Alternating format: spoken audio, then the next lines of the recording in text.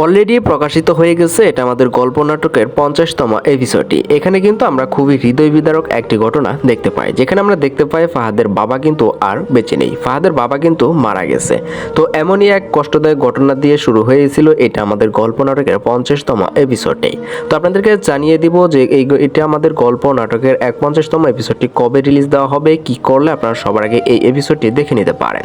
তো বিস্তারিত আপডেট থাকছে আমাদের আজকের এই ছোট্ট একটি ভিডিওটিতে, তাই ভিডিওটি না সম্পূর্ণ দেখুন, ভিডিওতে একটি লাইক দিয়ে চ্যানেলকে সাবস্ক্রাইব করে পাশেই থাকুন। আপনারা অনেকেই আছেন যারা এটা আমাদের গল্প নাটকের 1তম এপিসোড থেকে আজকে 50তম এপিসোড পর্যন্ত দেখেছেন। আপনাদেরকে সুবিধার্থে বলে রাখি এটা আমাদের গল্প নাটকের মোট 52টি এপিসোড করা হবে, অর্থাৎ এই নাটকটি শেষ করতে আর মাত্র 2টি এপিসোডই বাকি রয়েছে। 51তম এপিসোড এবং 52তম এপিসোড, অর্থাৎ 2টি এপিসোডই কিন্তু আমাদের মাঝে রিলিজ হবে, এরপরে কিন্তু এই নাটকটির সমাপ্তি হতে চলেছে।